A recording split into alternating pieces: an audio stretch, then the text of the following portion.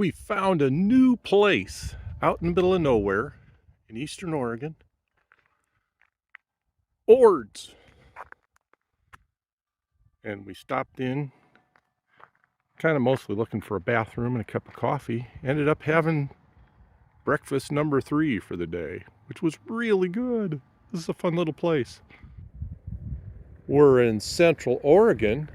It's next to Highway 20. Next to a big chasm where the sign says a river flowed in prehistory times. We got home last night from our road trip in the dark, so we didn't see all this till this morning.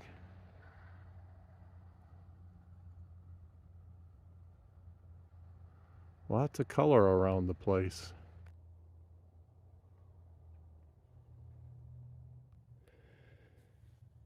It's November the 19th, and I know what you're thinking. You're thinking, Larry, what are you doing? Well, we came home from our little trip, and there were still a ton of apples hanging on this tree. And to be exact, there's these 6 5-gallon buckets plus 2 more that I already took in. So actually 1.5. So that's only 7.5 buckets, right? Now I know what you're thinking. You're thinking, Larry, didn't you just say in the last farm report that you need more apple juice or wine like a hole in the head?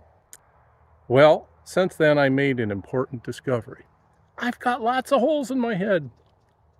So, guess what? We found more empty jars, and our friend Jean gave us even more jars she was cleaning out. Thanks, Jean. And so, it'd be awful for those jars to be cold and lonely in the basement all by themselves all winter long. We're going to give them something to keep them company. Apple juice. I know what you're thinking. It's 2 days before Thanksgiving, and we got a ways to go for preparation. But let me ask you, is this not what Thanksgiving is all about? Being thankful for the bounty? Look at the bounty. Okay, so this is the aftermath of putting up 31 quarts of apple juice yesterday. That'll clean up pretty quick. And we saved a few left for the last of, we have made, I don't know how many little baggies of dried apples like that. Stuck them in the freezer. And still have a little, I brought some wine back up here. It's still being pretty active and probably still in primary fermentation and bubbling up through the airlock. You can see the color there on that Concord wine. So all this has to go to the basement today, be put away. For this and so many other things, we are so thankful this Thanksgiving. 2 eggs. I'll give you 2. Is this what gambling is like? Yep. Yeah, except more sadness. Which one's more sad?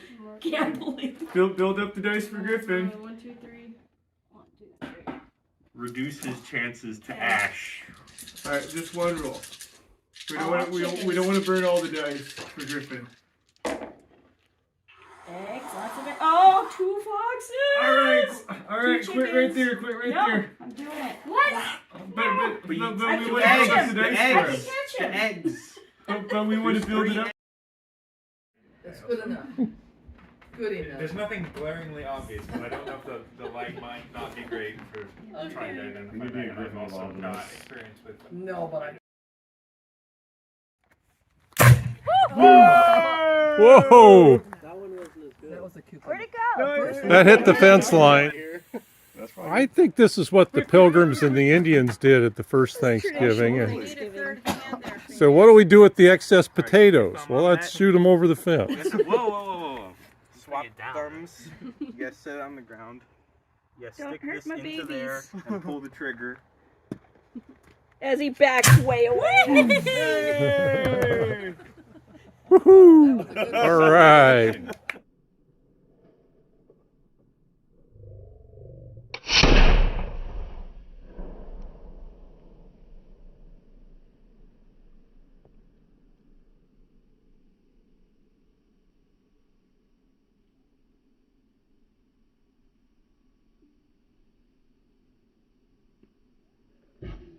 Aces.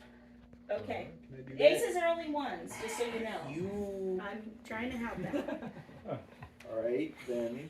Give me a second. I've got to do a whole lot of rethinking. Well, you can throw your 3s and 9s out quite easily, because that's a given. Yes. There. And then now you can ponder the final Ponder. move. I didn't do no watching. So no. What, do you Let's want, pass it in do circles. you want like this? Like in the infinity One is symbol. whole and one is the I'll jelly just hold stuff. it while you take that. You could be the farmer. You have options. You Yeah, picked there's it still- Dude, specifically. look at that guy. He's Oh, based. yeah, I want the base farmer. Yeah. Yeah. I mean, if you get a choice. I'm gonna just pick randomly. Okay. Should I move forward 5 or should I roll? I ain't gonna roll.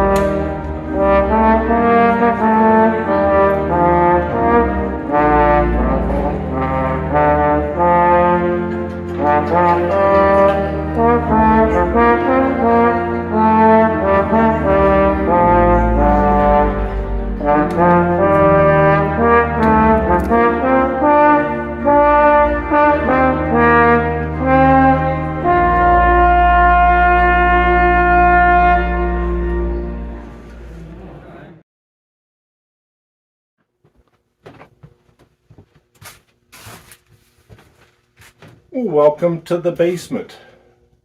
It's November 30th, and on this installment of the Farm Report, or the Winery Report, we're going to check in on some of our wine.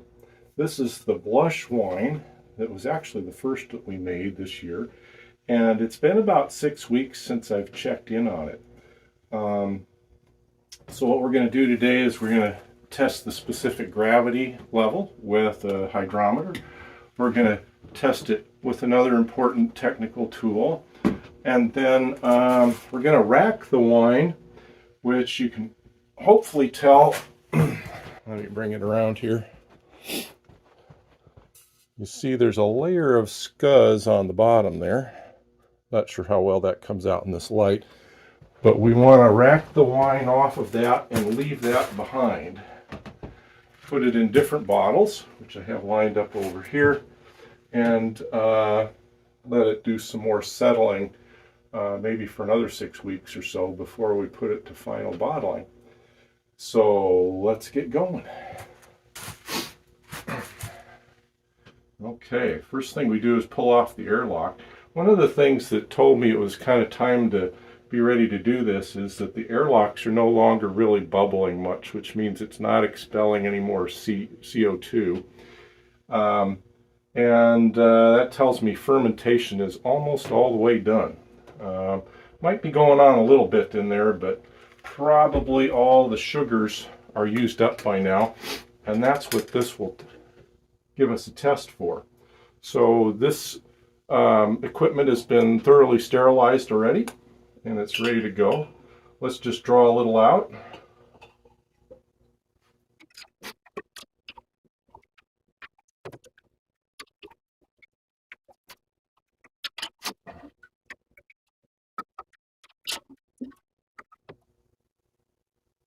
Okay, we got our probe floating in there, which is good.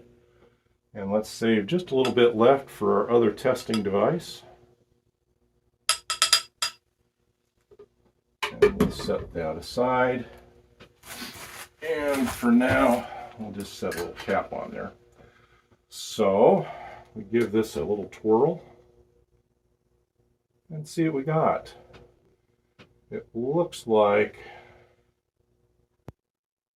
0.9902 on the hydrometer. Last time we checked it, it was at 1.01, so it's come down a little bit, which is pretty much at a level where most of the sugar is gone. There's not much more fermenting that can be done because the sugar's all used up. So this will be a fairly dry wine at this point. We may back sweeten a little bit later. But let's give it a whirl. Cheers.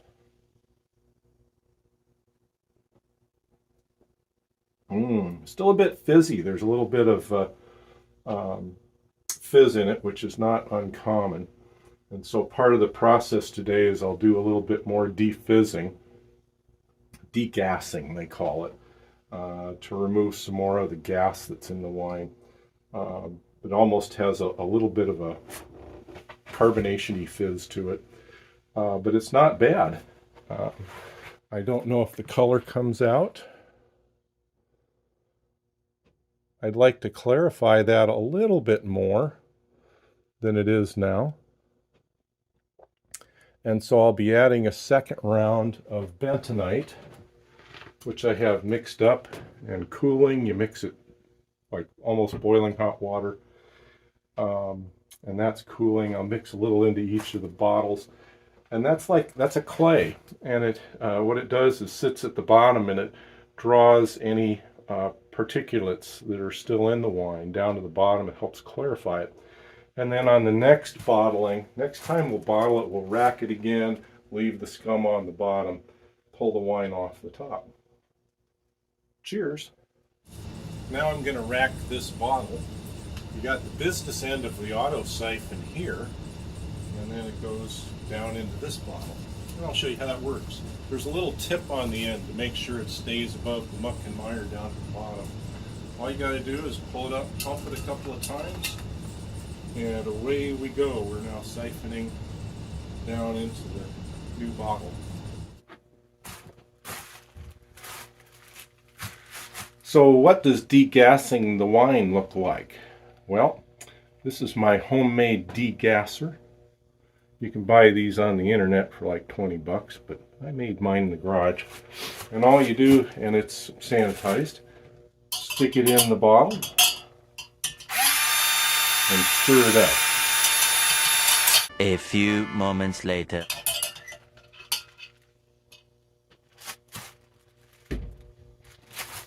That batch is not very gassy, just a little bit. You can see the bubbles rising up.